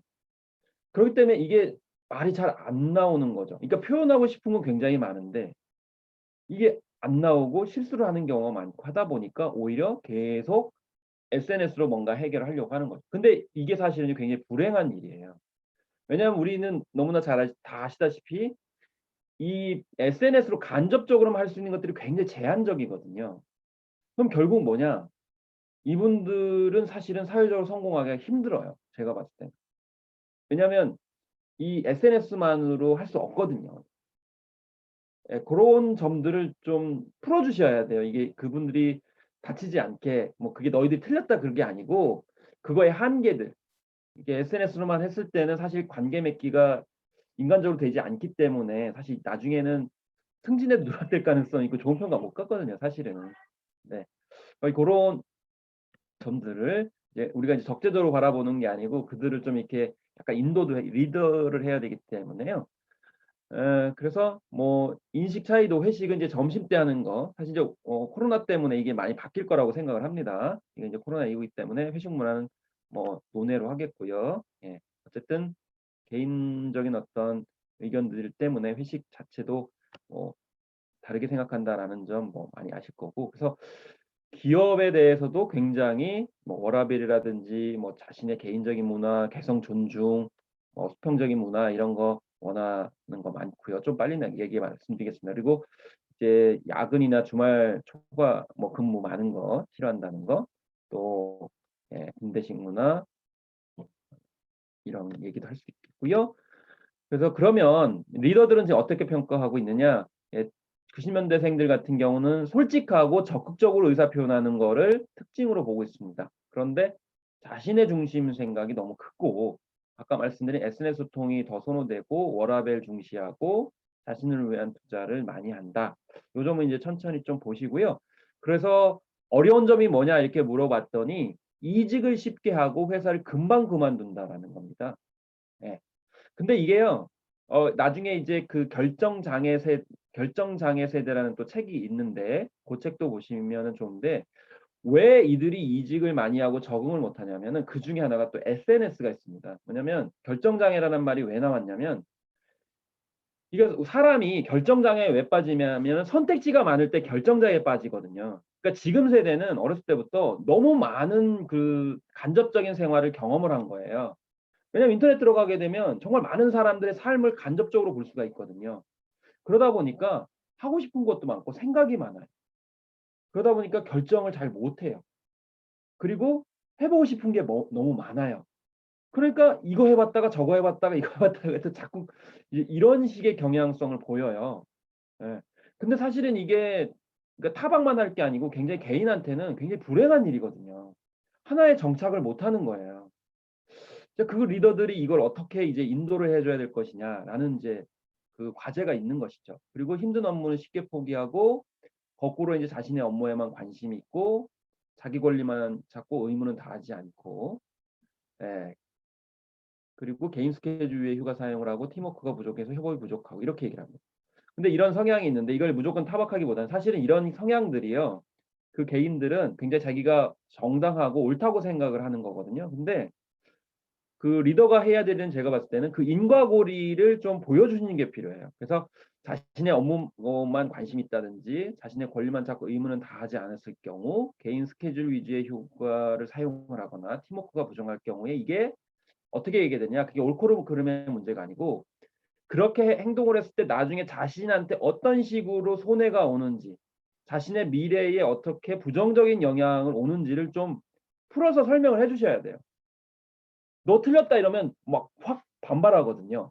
공정하지 않다 뭐 이렇게 하기 때문에 결국 자기 중심으로 생각하는 경향이 많기 때문에 당신들이 그렇게 행동하는 것들이 결과적으로 시간이 지나서 어떻게 자신한테 나쁜 영향을 미칠지를 그 전체적인 과정을 설명을 해주거나 그걸 인식시키도록 만들어주는 것이 필요하다고 봅니다. 제 개인적인 생각은. 네, 지적을 하면 막 반발하고 막 뛰쳐나가기 때문에 그래서 이렇게 전체적인 경험을 많이 해보신 분들이 그걸 차근차근 해주거나 이렇게 하시면 되겠고요. 그래서 직장 내에서 밀레니얼 세대에게요. 10점 만점에 5.7이에요. 그래서 지금 굉장히 골치가 아픈 거예요, 사실. 그래서 이 세대들을 어떻게 할 거냐. 그래서 제가 말씀드린 것처럼 자기 중심, 자기 이익 중심 생각하니까 당신들의 행동이 당장에는 도움이 되는 것 같지만 장기적으로는 도움이 안 된다는 걸 어떻게 이제 공유하고 설득을 시킬 것인가. 설득보다는 공감을 시키도록 하는 프로그램이라든지 이런 것들을 좀 개발해야 될 필요성이 있습니다. 그래서 많이 이렇게 어려워하시거든요. 예. 그렇지만 뭐 긍정적인 점도 있어요. 예, 그래서 뭐 직접적으로 표현하기 때문에 여러 가지로 이제 문제 해결을 할 수 있고 이제 그런 것이고요. 예, 그래서 다만 이제 이해를 하셔야 될 것이 이 세대가 지금 굉장히 어려운 상황 속에서 예를 들면 교육비도 많이 들어가고 수많은 경쟁을 하게 되고 웬만큼에서는 취직도 안 되고 그런 굉장히 어려운 상황에 있다는 점을 먼저 공감을 하고 그 위에서 그들에게 어떻게 도움이 될 것인가를 생각해 주면서 장기적으로 긍정적으로 개인에게도 도움이 되고 전체 팀 혹은 조직에도 도움이 되는 전체적인 사고를 하는 것이 필요하다. 그래서 일단 서로 다름을 인정하고 대화를 인정하고 이렇게 가는다. 그래서 첫 번째가 제일 중요한 게 다름을 인정하는데 대체적으로는 다름만 인정하지 그들에게 도움이 되는 방식으로 하면서 조직에도 도움이 되는 방식에 관련돼서는 좀 부족하다. 그래서 일단 90년대생들은 효율을 굉장히 중요시한다. 그래서 비효율적인 것을 싫어한다는 건 일단 인식을 하셔야 되고요. 사생활 침해를 싫어한다라는 것, 그다음에 생각의 자유를 지향을 하고 또 귀찮음이라든지 복잡한 관계를 좀 멀리하려고 한다는 것이고요. 또 메신저나 이메일로 소통하는 것을 인식을 하는데 거기에 대한 한계도 이 사람들이 알고 있습니다. 예. 그래서 그런데 이제 그 아까 말씀드렸듯이 왜 그러냐면 공포심을 가지고 있습니다. 예. 자기가 말을 실수할까 봐에 대한 게 의외로 굉장히 많은 젊은 세대가 실수할까 봐에 대해서 굉장히 공포심을 가지고 있다는 점을 인식하시는 것이 필요하고요.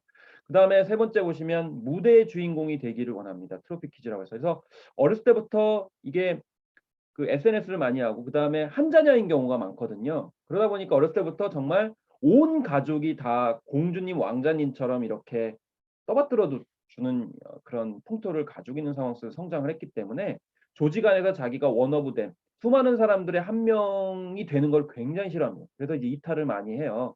그래서 좀 긍정적인 점들을 살려주면서 마치 이제 부대의 주인공이 되는 것처럼 해줘야 되는 리더십이 필요합니다. 그래서 오디션 프로그램이 방송 프로그램에서 이렇게 굉장히 많은 이유가 바로 정말 자기 자신을 드러내고 싶은 젊은이들이 그만큼 엄청나게 그 베이비 부머 세대보다도 많아진 거예요.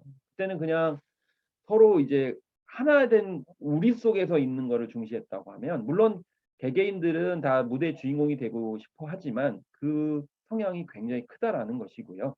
그다음에 세 줄 요약, 그다음에 실시간으로 즉각 소통하기를 바랍니다. 이게 참 어려운 일인데 저도 이제 대학에서 가르치다 보면 학생들은 막 카톡을 무작위로 날립니다. 그러면 거기에 바로 대답을 어쨌든 한마디라도 해주어야 돼요. 한마디라도.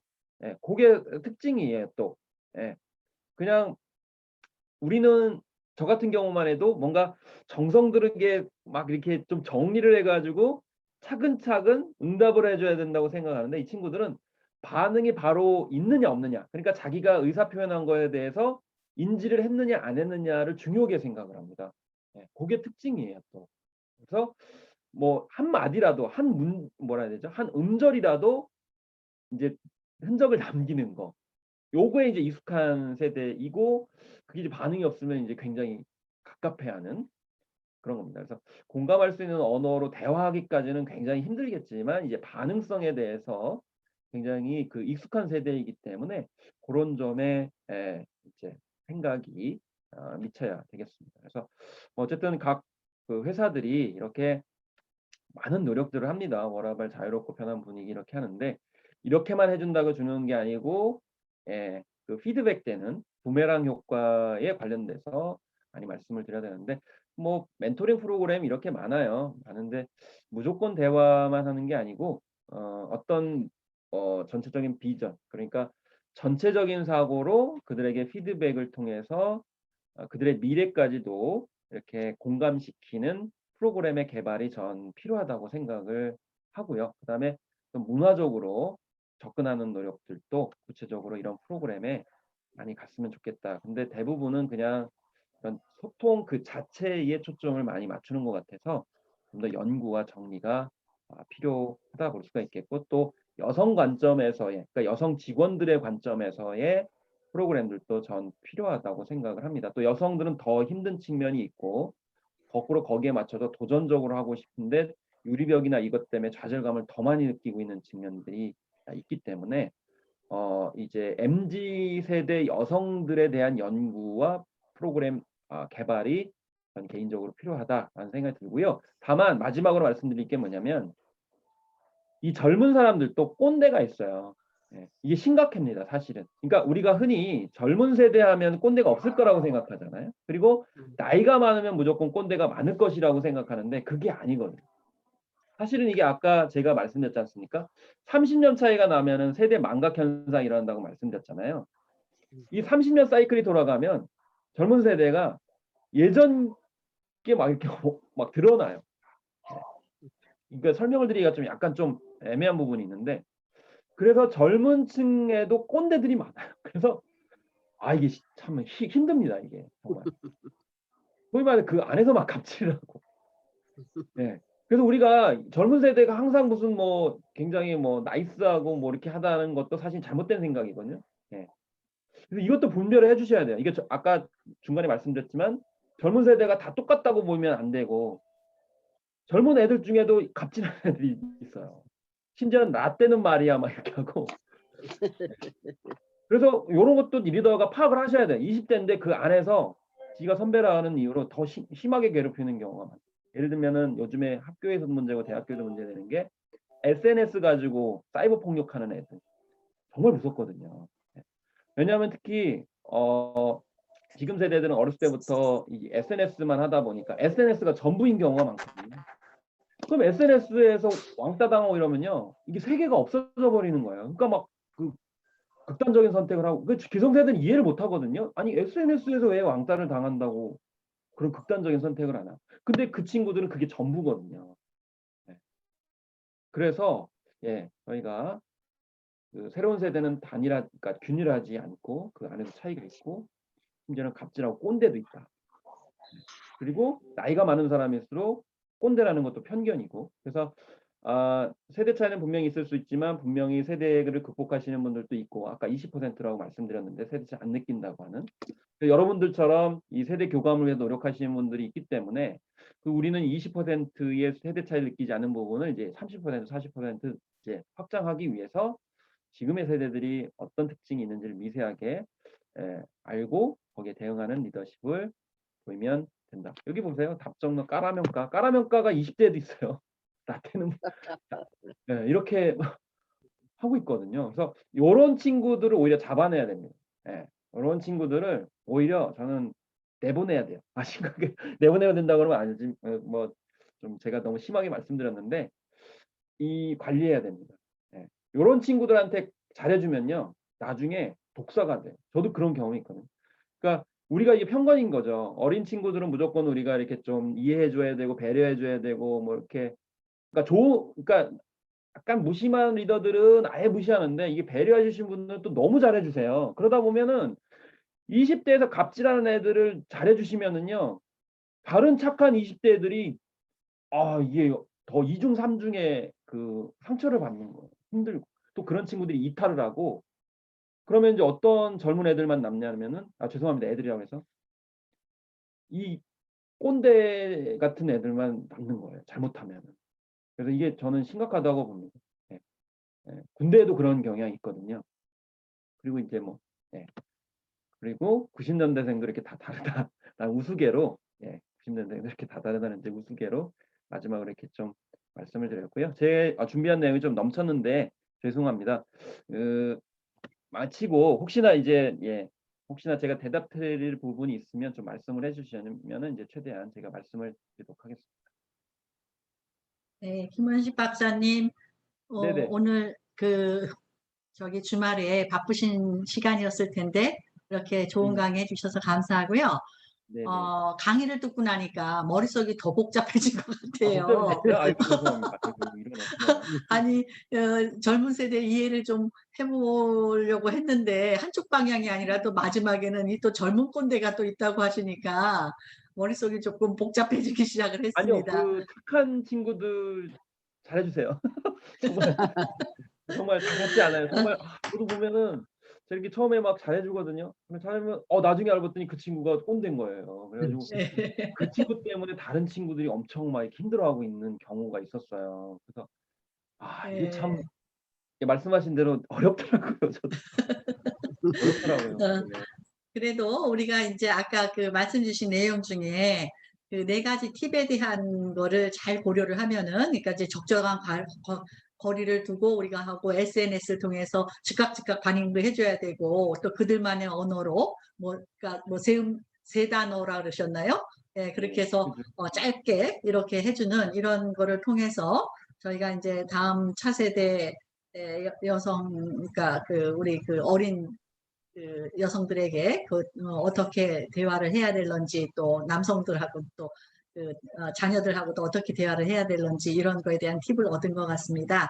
자, 특히 오늘 이제 네. 네, 한 가지만 좀 말씀드리면 네네, 젊은 여성분들 20대나 10대 분들이 그 남성 상급자들한테 하트 날리시면 안 돼요. 그거 네, 주의하라고 그래요. 그런 착각해요. 거는 이게 남자들이 문제거든요. 이게.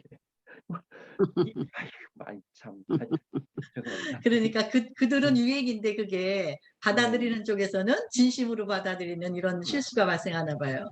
예. 네. 네, 알겠습니다.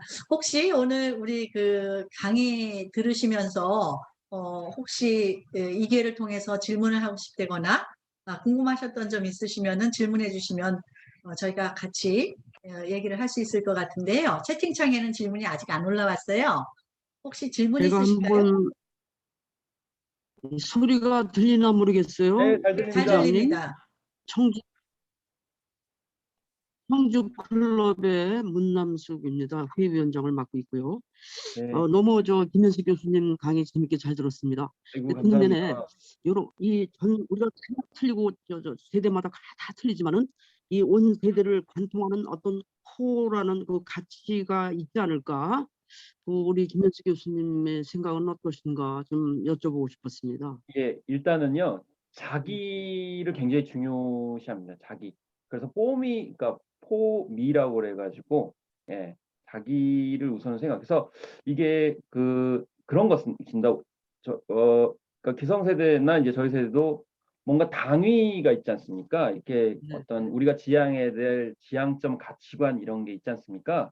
근데 저희는 그냥 약간 추상적이어도 뭐 예를 들면은 뭐 다른 사람을 위해서 이제 돕는다. 뭐 아니면 뭐 자신보다는 이제 공동체를 위해야 된다. 뭐 이런 게 좀 강하게 있거든요. 근데 심지어는 종교도 자기에게 도움이 안 되면 안 가서, 예를 들면 그러다 보니까 신천지 같은 게 이제 막 창궐을 한 거거든요, 사실은. 거기서는 이제 어떻게 했냐면은, 그러니까 종교의 이름으로 접근한 게 아니고 문화센터로 접근했어요. 그러니까 실제적으로 자기한테 도움이 되는 것을 통해 가지고 접근을 해서 나중에 알고 봤더니 신천지였고, 그런 젊은 여성들이 신천지에 많이 이렇게 갔거든요. 그래서 뭐 이웃을 사랑하라라는 종교적인 것 때문에 이제 가는 게 아니고, 자기 현재의 어떤 힘든 점들을 누군가 어루만져 주고 아니면 뭔가 이제 도움을 대줬을 때 종교까지도 가게 되는 거기 때문에, 그런 면에서 아까 말씀드린 것처럼 이 자신한테 어떤 효용이 있는가가 우선이에요. 그게 이제 같이 결합이 돼야 됩니다. 근데 그게 이제 금전적인 이익만은 아니고요. 예. 당장에 뭐 힐링이 된다든지, 예. 당장에 고민이 뭔가 풀어진다든지, 요게 결합이 될 때 어떤 공동체나 어떤 이제 조직이나 이런 것들까지도 이제 수용을 합니다. 근데 그 부분이 채워지지 않으면 공정하지 않다 이렇게 생각을 하기 때문에 굉장히 좀 처음 보면은 굉장히 낯설고 이해가 안 되는 측면이 있거든요. 그래서 이렇게 이제 저는 이제 부메랑 효과라고 하는데, 또 부정적인, 그러니까 이제 선과 악 혹은 잘못과 옳금 이러면 이 친구들은 반발을 하고요. 예. 그런 식으로 접근하게 되면은 반발을 하고, 이게 이제 자신에게 어떤 이제 피해가 온다거나 이랬을 경우에도 공정하지 않다 이렇게 생각하는 경우가 많고, 특히 지금 세대 같은 경우는 경제나 소비에 대해서 어렸을 때부터 정말 예전 세대가 소설이나 철학서 읽은 것 이상으로 많이 거기에 노출이 돼 있어요. 그러니까 경제나 소비 관점으로 많이 판단을 합니다. 그렇기 때문에 예, 경제나 소비 관점에서 해법을 찾으려고 많이 노력을 해요. 그러니까 아까 그 얼마 전에 있었던 일본 불매 운동 있지 않습니까? 일본 불매 운동. 근데 전에도 있었어요. 근데 지금 세대가 SNS를 활용을 해가지고 그러니까 경제적 타격을 줘버리는 거죠. 얼마 전에는 조선구마사라고 하는 그 드라마가 중국의 그런 옷이라든지 소품들을 많이 활용을 해가지고 젊은 세대들이 어떻게 했냐면 댓글을 다는 게 아니고요. 그 드라마 협찬 기업들 있잖아요. 그 협찬 기업에 가가지고 불매운동을, 그러니까 광고를 끊어버리겠다, 불매운동을 벌이겠다라고 하니까 조선구마사를 제작한 SBS에 광고를 끊어버렸어. 그래서 그 드라마가 폐지됐어요. 그러니까 자기의 그런 의사 표현을 경제적인 수단으로 실현시켜요. 예를 들면 아까 돈줄 내주자 말씀드렸잖아요. 그러니까 그거를 뭐 선물 주고 그런 게 아니에요. 뭐 응원 드려요, 뭐 좋아요 이런 게 아니고 돈줄 내주자. 돈을 몰아주는 거예요. 그런 식으로 사고를 해요. 이게. 네. 근데 이게 거꾸로 좋을 수도 있어요. 예를 들면은 방탄소년단이 뭐 어제도 이제 신곡을 발표했는데 이분들이 그 어떻게 하냐면은 기부 활동을 많이 해요. 젊은 세대가 요즘에는. 그래서 그 방탄소년단이 예를 들면은 장애 아동 무슨 수술비다 그러면은 거기에 어떻게 하냐면 예전과는 다른 게 뭐냐면 방탄소년단의 지민이다 그러면 지민의 계좌로 기부를 해요. 그러니까 자기가 좋아하는, 그러니까 방탄소년 전체도 아니고 방탄소년 멤버 중 7멤버 중에 한 명인 지민의 이름으로 기부를 해요. 그러니까 자기가 좋아하는 사람한테 돈이 직접적으로 가서 그 사람이 좋은 일을 할 수 있도록 굉장히 개인적이고 굉장히 개인 효용적으로 이게 움직이는 성향이 있습니다. 예. 그리고 자기가 원하는 사람이 뭐 했으면 좋겠다. 거꾸로 확장을 하면 그 자기가 좋아하는 사람이 소속되어 있는 어떤 조직이 잘 됐으면 좋겠다. 이렇게 가요. 예를 들면 이게 우리나라만 그런 게 아니고요. 예를 들면은 싸이 아시죠? 싸이. 싸이. 싸이가 왜 유명해졌냐면요. 이게 잘 알려지지 않은 사실인데 산다라박이라고 필리핀 출신의 YG 엔터테인먼트 가수가 있습니다. 근데 그 가수가 필리핀에서 굉장히 추앙받는 그 스타가 됐어요. 근데 여러분 잘 아시다시피 필리핀이 영어를 쓰잖아요. 그렇죠.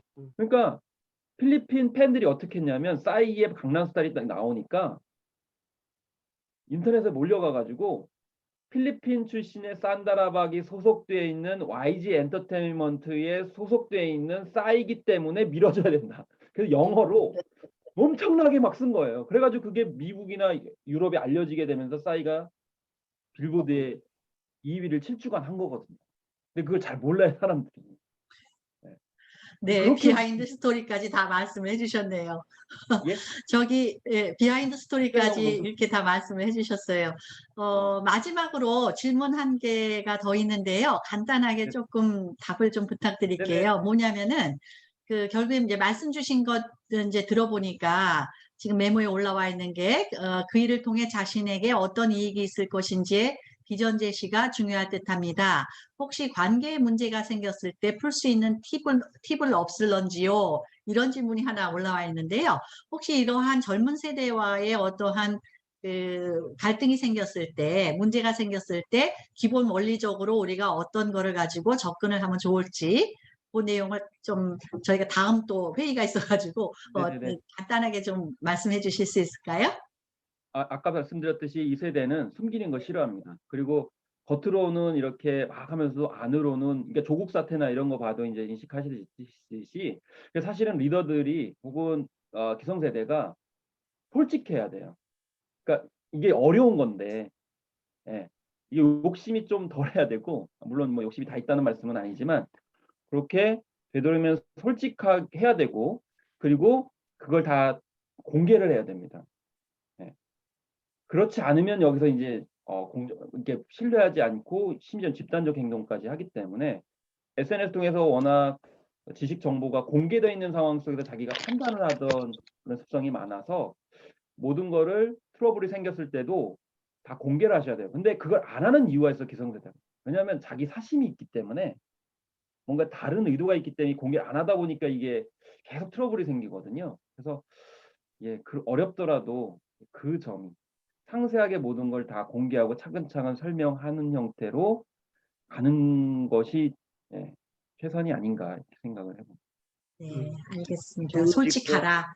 솔직하고 공개해야 된다. 예, 네. 있습니다. 네, 조금 더 저희가 시간을 많이 갖고 모셨으면은 더 재밌는 이야기, 비하인드 스토리까지 다 알고 계셔가지고 더 재밌는 이야기를 많이 들을 수 있을 텐데, 저희가 또 운영위원회가 연이어 있어가지고 부득이 여기서 마감을 해야 될 것 같습니다. 네, 오늘 이렇게 좋은 강연을 마련해 주셔서 다시 한번 감사드리고요. 저도 좋은 자리에 시청자 감사합니다. 네, 다음에 또 기회 있을 때 뵙도록 하겠습니다. 고맙습니다. 감사합니다. 네. 고맙습니다. 네. 자, 그러면 우리 오늘 특강은 이것으로 이제 마쳐야 될 것 같은데요. 제가 서두에 30분부터 딱 시작을 해야 돼서 인사 말씀도 제대로 못 드렸어요. 오늘 운영위원님들 뿐만이 아니라 회원님들도 같이 참석을 해주셨는데요. 코로나 시대에 다들 조금씩은 어렵고 힘든 시기를 보내고 있는 것 같습니다. 특히 장마 때문에 남부지방에 호우가 많아서 혹시 우리 회원님들 피해 입으신 분 없는지도 좀 걱정이 되고 그럽니다. 모두 슬기롭게 이 어려운 시기를 잘 극복해서 잘 이겨나갔으면 좋겠습니다. 저희가 10월 달에는 10월 마지막 주 토요일 일요일 날 총회와 더불어서 전국대회를 지금 준비 중에 있습니다. 장소는 완도에서 개최될 예정인데요. 많은 관심 가져주시기 바라고요. 함께 기도를 해주시면은 그때는 다 문제가 해결돼서 우리가 대면으로 행사가 가능할 수 있지 않을까 싶습니다. 그러기를 간절히 바라고 있습니다. 그래야 여러분들 얼굴 제가 이제 뵙고 인사도 정식으로 드릴 수 있을 것 같습니다. 다시 한번 오늘 참석해 주셔서 감사하고요. 또 다른 기회에 또 만남을 통해서 저희가 뵙도록 하겠습니다. 오늘 강의가 또 내적 성장에 조금이라도 기여가 되시길 바라면서요. 이만 오늘 강의를 마치도록 하겠습니다. 네, 감사합니다. 고맙습니다. 수고하셨어요. 네, 운영위원님들은 연이어서 제가 방을 다시 오픈을 하겠습니다. 네, 고맙습니다. 고맙습니다. 저는 준비위에서 나가겠습니다. 수고하셨습니다.